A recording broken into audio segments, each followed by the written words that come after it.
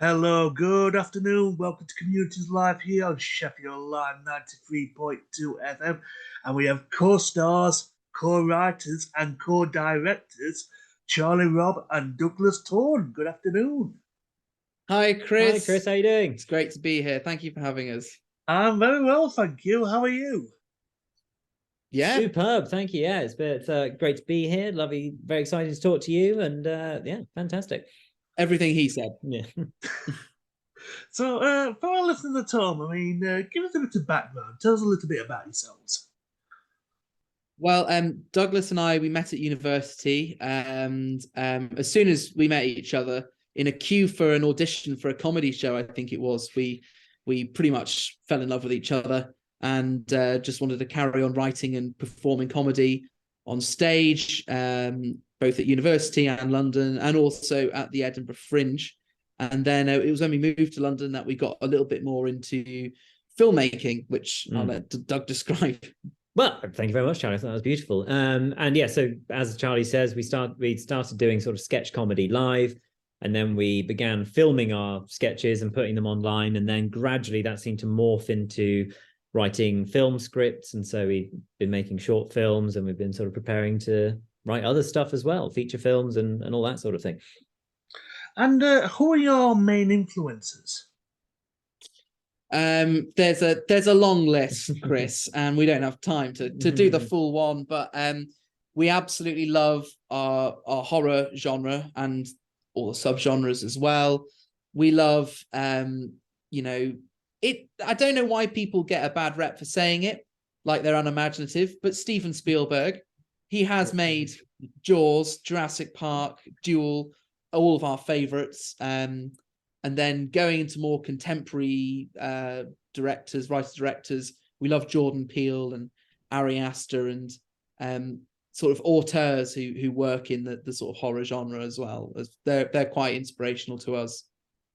Absolutely. I mean, what a list already. I mean, you can't really add to that. I mean, yeah, just anything. I mean, we just love anyone who just makes stuff that is unique to them and that is that you can really get a flavor of the filmmaker. So we were talking about Kubrick over lunch and like The Shining and just how that is a perfect film. Billy Friedkin and The Exorcist, like we just love really good films. I mean, it's nothing crazy. Yeah, definitely horror classics is something that informs not just great ideas for cinematography and directing and story, but also our comedy as well, which we love blending with horror and with darkness as well. So yeah, there's a lot of influences. I mean, you mentioned quite a few influences, like William Friedkin, who did Friedkin, should I say, who did The Exorcist. I mean, classic film. Steven Spielberg, I mean, he's definitely up there with legends, I'm going to say. I've got to ask you, though, I mean, if there was anybody that you could work with, new or old, who would it be and why? Oh, that's a good question. Doug, I would start. I mean, from an actor's point of view, I mean, in terms of people that we would love to direct or act with, we've talked fancifully a lot about Mads Mikkelsen, who is just a man that not only would we like to work with, but maybe live with, be with, have a civil relationship with. That would be fantastic. He's just the perfect specimen of manhood. Yeah, we do. We were talking a lot about Thomas Vinterberg films today. We're big fans of The Hunt, and Another Round is one of our favorites as well. And we love his style. He's been an influence as well, going back to your earlier question. But Mads definitely for acting. I think it would be great to work. It would just be so much fun to work in a Jordan Peele horror film as well. Just like that guy is just a genius and a pioneer, and we love all the horror references that he puts in, from the absolute subtleties to some of the main themes of his films. And I think it would just be amazing to work with someone who just loves horror that much as well. I think that's whenever you hear him being interviewed and stuff, he's just clearly such a horror nerd. He's like, he just loves it all so much. I think he'd be someone that you just spend a lot of time talking about your favorite films and be like, oh yeah. I've actually got to ask you guys, I mean, what was the first ever horror film that you actually get to saw? Oh God. Ooh. I had a very strange childhood growing up. I lived in the middle of nowhere in Lancashire, and a lot of kids my age, they grew up watching Friends, classic, and loads of like very nice, light-hearted shows. But my dad was a huge horror fan, and me and my younger brother were brought up from a very early age watching Hellraiser and Nightmare on Elm Street and all the John Carpenters as well. One of the earliest ones I've seen was probably one of the Hellraisers. I can't remember which one. It might be the second one, which is possibly one of the most, I'd say, memorable. And that has stuck with me ever since, Chris. I still can't stop thinking about the terror that I experienced when I first watched that. So Hellraiser 2 is one of my earliest horror memories for sure.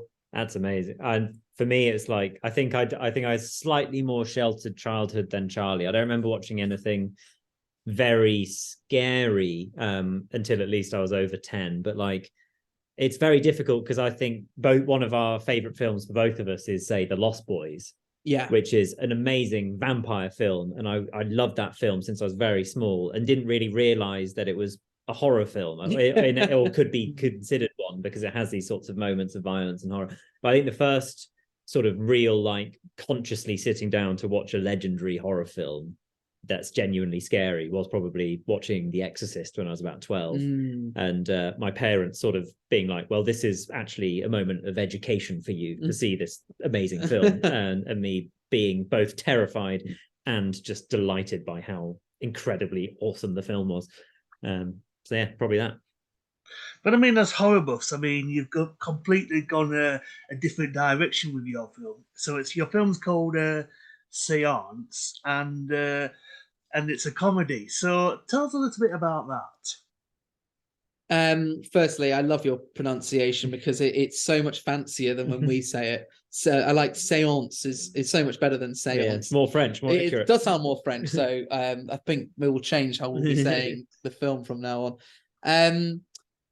We basically we got the idea for our short film, which is about, for those who don't know, a young man who goes to visit a medium to get in touch with his mum on her birthday. His mum's just passed. However, the medium can't get a hold of the mum, but does have the dad on the other line, as it were, and puts him through. And we find out that the dad is very boring and very naggy, as so often dads can be to their kids. And then through that little interchange, we find out that Matthew, the client, might have some part to play in his parents' demise. So that's what it's about. And it came through a web series that we did. We did about 10 sketches, all of a medium played by Doug, who would be met with a different client for a different request, played by me. And we shot that, in like 2 days. We did all of Doug's half first, and then we literally changed the candle to the other side of the table and swapped the camera around and did all of mine in a burst. And we basically picked our favorite episode from that and developed that into more of a short film plot, with a few twists in there as well. Yeah, fantastic. I mean, I've got to ask. You said it's you filmed it in 2 days, but currently the making of it, I mean, was it quite a long process, or did it come together quite quickly? It actually came together very quickly, I'd say, because as Charlie said, we already had this concept from our web series, and so that was the basis of that. And very quickly, Charlie went and produced the majority of the script, adapting from the sketch that we already had, and then we're very lucky in our team, the people we have around us. So our cinematographer, our DOP, George Pearton, big shout out to him. He's an absolute legend. We're very lucky. He owns his kit. He has his own lights, has his own camera. We filmed it in my flat. So pretty much within probably a month or two of finishing the script, we were getting everything together and filming it over a couple of days, which is very rare for a short film. I mean, we've just been at several film festivals and stuff, and you you talk to people, and it's very often people might be spending a year or more building up to producing a short film. So we're very lucky that we got to just sort of make this one as quickly as we could, and we're pleased with the result. Yeah. I've got to ask, I mean, how long was the film in total then? I can't. I think it's about 14 or 15 minutes. Yeah, definitely 15 if you account for time for a standing ovation at the end. I think, which I like to include in the runtime. Which we certainly did in the editing. I don't think anyone else has done so far. And I've got to ask, it's been nominated for the British Short Film Awards. I'm going to say Soap Awards at first, but it's not. It's British Short Film Awards. So there's always time. So tell a little bit about that. I mean, that's got to be such an achievement. Oh, thank you, Chris. That is really kind, and we do appreciate that. Yeah, we were very just very overjoyed to see that we were nominated for Best English Film, and yeah, the ceremony took place last week, and spoiler alert, we didn't win, but we were so genuinely proud to be there and to be amongst amazing filmmakers, some of whom had spent years working on their short film and dedicated it to very special people in their lives. And yeah, it was a bit of an honor to be nominated in alongside them. And yeah, it was a great evening, and shout out to the British Short Film Awards, and thank you for having us. Yeah. And I mean, for our listeners at home who want to break into this kind of short film industry, or filming industry, should I say, what advice would you give, and also how difficult is it? Well, I think that's a very interesting question, and one that it's a little awkward to answer. I feel like it's feel a little unqualified to be giving advice at this stage, because I can only really describe what Charlie and I have done. But thank you. But if anyone does want to know what we did, I think it all starts from a place of doing what you can with what you have. I think there's a bit of a misconception that you have to apply for special grants and things, which of course are there and they're fantastic, but that sometimes that can make it feel like filmmaking is just for a sort of mystical elect few. Whereas, I mean, Martin Scorsese says it all the time, so I'm only plagiarizing him. Like, anyone can make a film, everyone's got a phone, and you just gradually build up from there. So you start making your own stuff, make an easy idea with your mates, and then through doing that, gradually, I think what we found is you start meeting more and more people who can help you sort of elevate to the next level. So rather than kind of waiting for some cheat codes to kind of get you into film festivals straight away, I think it's more of a just make your own thing, make it with the best stuff you can get together, whether you can borrow it or use some sort of sneaky trick, and just keep plugging away, and eventually you get to a point where you can make bigger stuff. Yeah, and also I think I agree with everything Doug said. Just make stuff with your friends who are just as committed to it as you are, and they are out there as well. That even if you don't have a friend who's a great cinematographer or a producer, we're working on a feature idea, and we've met two great producers through one of our filmmaker friends, and you do get to meet these people. They are out there, so just make sure you find the right people who you love working with, who just get you, who get your weirdness and your thing that you're about, and want to put their time in after work the same as you to make sure that progresses. So definitely just make something, as Doug said, and then make sure you're with great people who love it like you do. So the film is still in festivals, showing around festivals. So for anybody that wants to see the film itself eventually, will it be on like digital platforms, internet, DVD? Definitely. Yeah, definitely. I mean, as you say, it's still in festivals, so we hope that it finds distribution, which would be great. But obviously, if it doesn't, then we will release it ourselves on our YouTube account and on our Vimeo account, and it will also be on our website to watch. So yeah, and that will be completely free to watch, I imagine. So we'll be keeping people updated with how that is released over the coming months. And other than your short film, is there any projects that you're currently working on that you can tell us more about?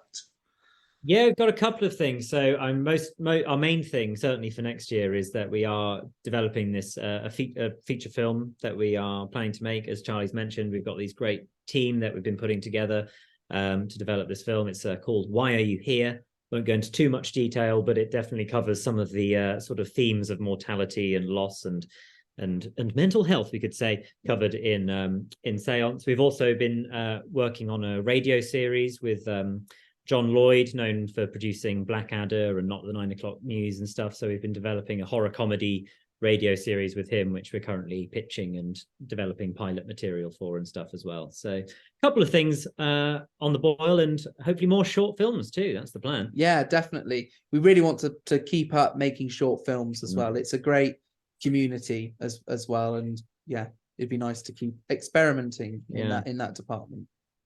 Interesting. I can't wait to see those. And I've got to say, for our listeners at home, for anybody who wants to follow you on social media, do you have like Instagram, Twitter? Well, actually, it's not called Twitter anymore. It's actually X now, isn't it? On Facebook, do you have people working social media where people can follow you on? We sure do, Chris, and thank you for giving us the opportunity to plug. We have an Instagram. Our handle is at Rob Tawn, which is our surnames, ROBBTAWN, and we have a YouTube channel called Rob Tawn as well. We are on X on the same handle, and our website is robtawn.com. And my final question for you is, what would you like to say to our listeners who are listening right now? Oh, Doug? I'd like to say, first of all, keep listening to Chris's show. Big shout out to all the fans. Fantastic. Yes. Love to you all. Please, if you can, in some way, get out there and make films, watch films, go to short film festivals. It's as Charlie says, it's a great community, but it's quite a small one. So I think if I could pass on a message to the public, to your listeners, it would be give short films a go. You see really great ideas, really great filmmakers. It's a really good way of engaging with who's going to be the next big thing. Yeah. And it's an amazing community. And I'd say open up your lives to the medium of short films. Definitely. That's such a good point. Yeah, we've had a great experience at short film festivals, and you can have a whole evening and you could see possibly, 20 or 30 films from, great up and coming talent or very established talent. So it's a really fun evening. You can often just buy a ticket for an event and turn up and meet the filmmakers there inevitably. So yeah, in addition to saying, keep listening to Chris's show, definitely just get yourself to film festivals. Anyone can go and get a ticket and they're great fun. Charlie, Douglas, it's been a pleasure. Thank you very much for your time. Thank you, Chris. Very grateful, mate. Thank you.